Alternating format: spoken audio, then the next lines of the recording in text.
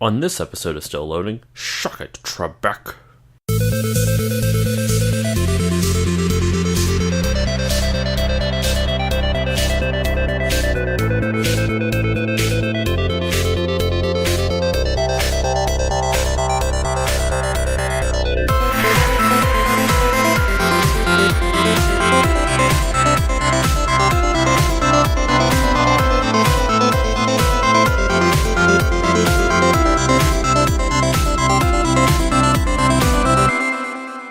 Hey guys, it's Josh, and welcome to the newest episode of Still Loading.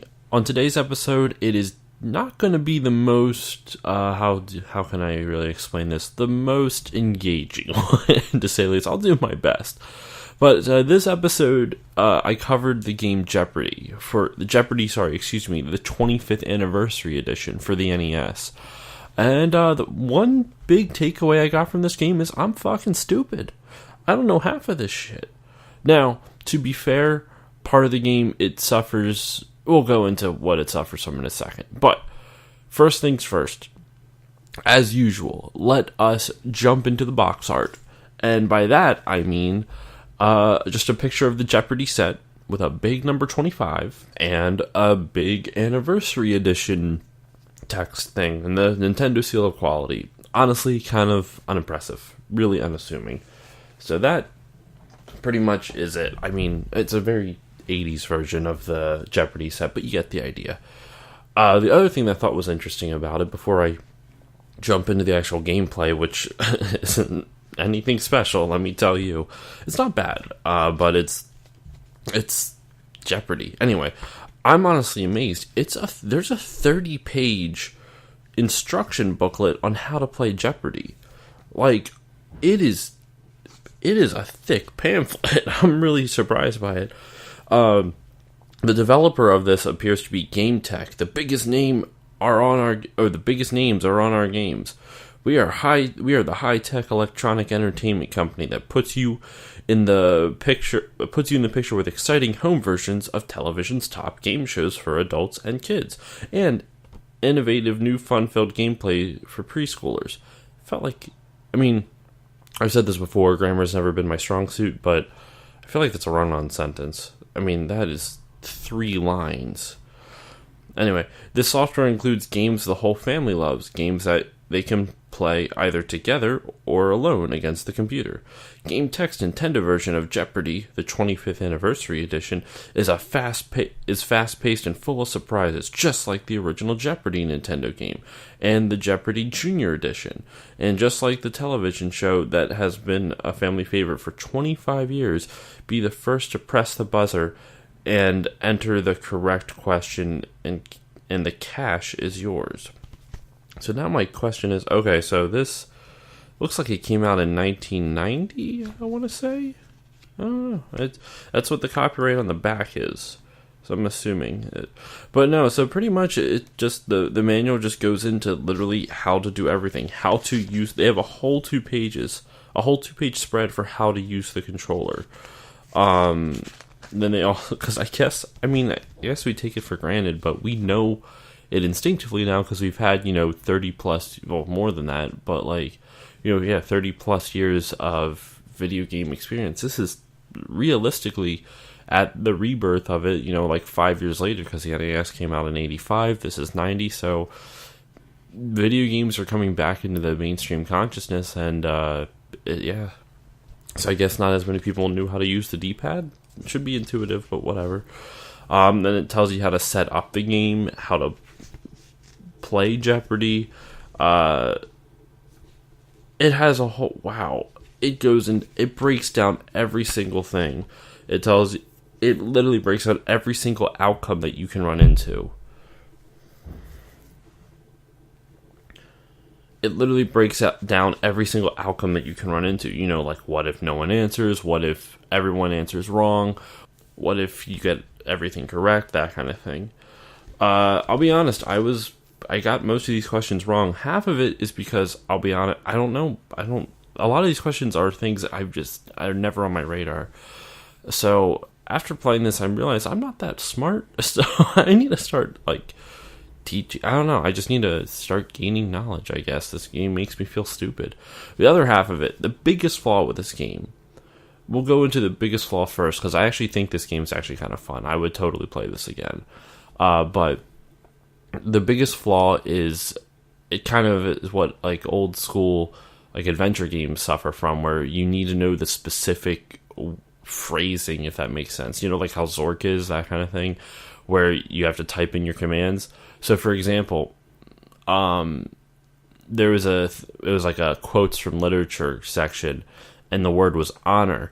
Now, I didn't know the answer, I'll be honest, so I had to look it up, but it was like it was the way the quote was written, it was spelled honor with a U. It's, you know, Honour, but that's not, but since this is an American game, they wanted it spelled the American way, with just the OR, not the OUR at the end. So I typed in the OUR, got the question wrong. Someone typed it in the computer typed it in the OR, got it right. I'm like, that's garbage. Like, that's the same thing. But since it's an NES game, you have to be specific. There was another one I looked up, and it was like, they are known for saying this slogan. It was the Greyhound bus slogan, so I'm just put bus drivers. But no, the full answer was Greyhound something buses. And I'm like, why would you know that specific? Like, I could understand maybe including the word Greyhound in it, but not necessarily, like, why would it have been Greyhound bus drivers? But that wasn't the answer still. It's crazy. I don't know how to do. It's just too specific. The answers you need are too specific. What I ended up doing was I just looked up an FAQ online, and I just started doing a Control F real quick and finding everything that I needed. So the gameplay itself is pretty solid. What's interesting though is you have a timer for everything. So when the question goes up, all three contestants, including the computers, have 9 seconds to buzz in with an answer. Once you have buzzed in, you have 40 seconds to type in the answer, because it's, you know, there's no keyboard on the NES, at least not to my knowledge, at least not first party to my knowledge. Where you have to type it in all in manually, letter by moving the cursor with the D-pad, and that takes a while. So they allow you 40 seconds to type in the answer, which is really nice. And depending on how short the answer is, that gives me generally just enough time to do a Control F on the FAQ, find the answer real quick, and type it in. So I was real good at cheating. That's how I got all my money back. I was down, like, before I started doing that, I was down like $1,000. But yeah, so it's a tough game, especially if you're not good at trivia. Like, I'm not the greatest at trivia, so unless it's, you know, video game related, but other than that, and that's not going to be in there.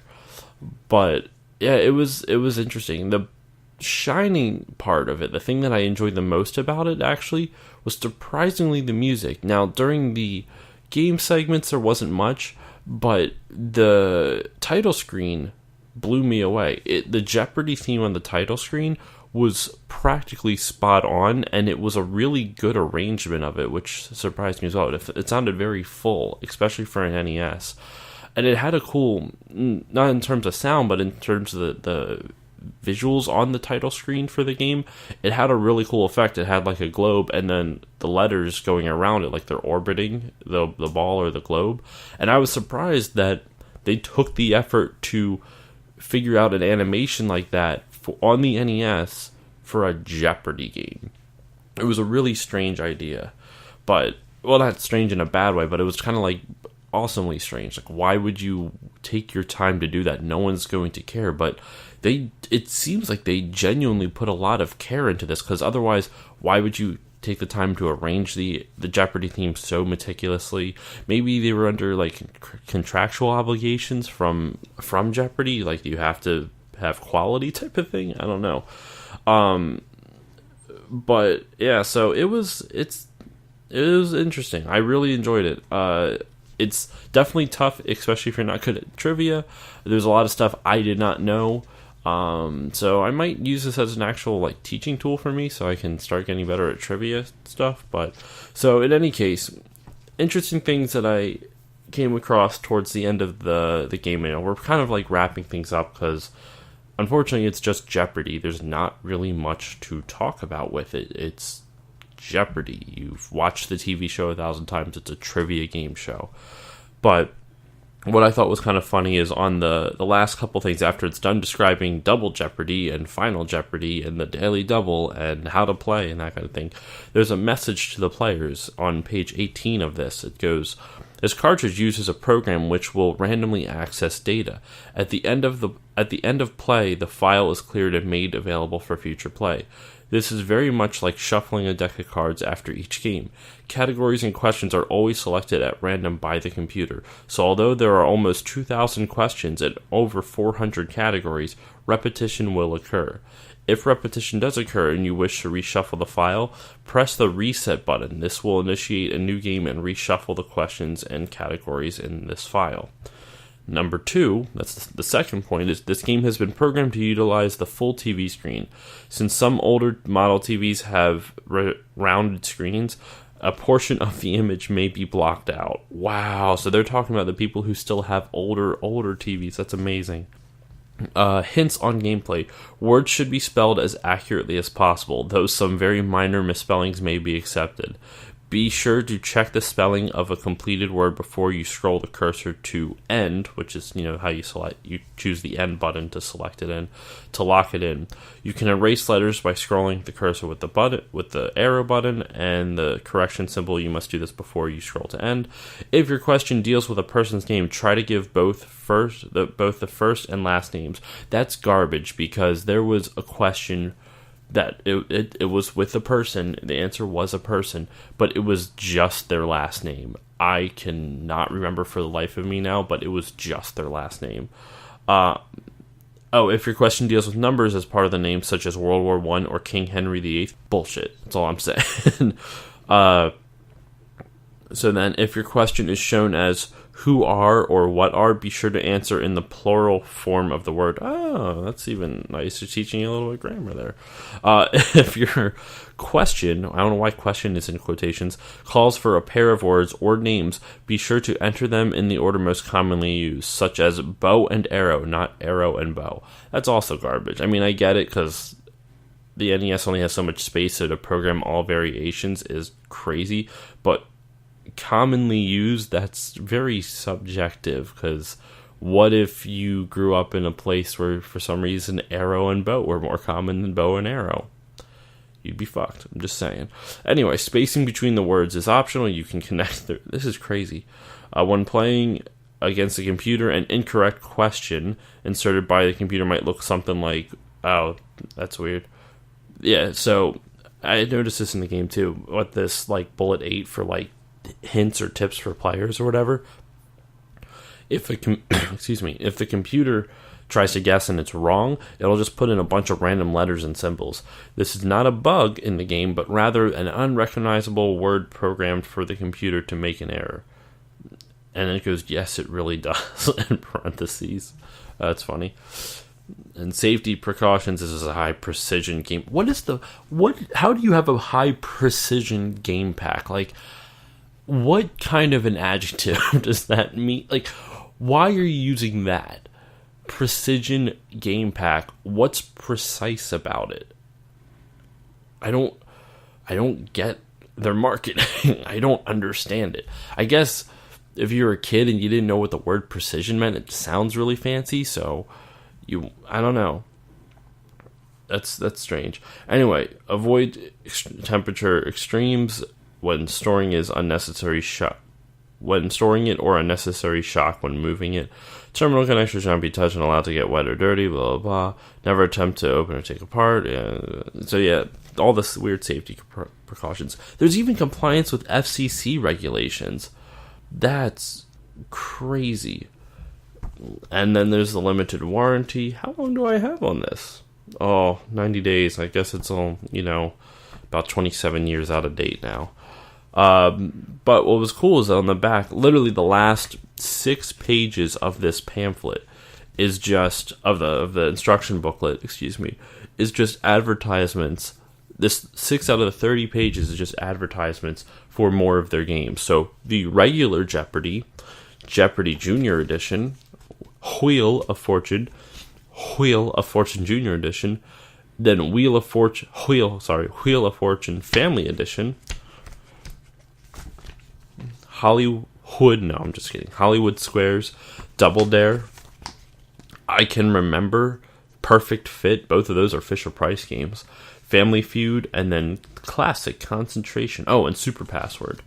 So, there's more advertisements. It was like, they really crammed a lot into this booklet, just because what else were they going to put in it? They put so much information that's unnecessary. And I apologize if any of that reading the safety precautions was boring, but I kind of found it amusing how much they crammed into this. But in any case, well, thank you all for listening. That kind of wraps up this week's episode. Next week, I have the next game's going, or not next week, sorry, in 2 weeks, the game should be a good one. I'm looking forward to it. Thank you all for listening. Once again, please remember to rate, review, and subscribe on iTunes. It helps get the show a little bit more noticed. Also, follow me on Instagram, Twitter, and Facebook @StillLoadingPod. Thank you all for listening once again, and I will see you next time.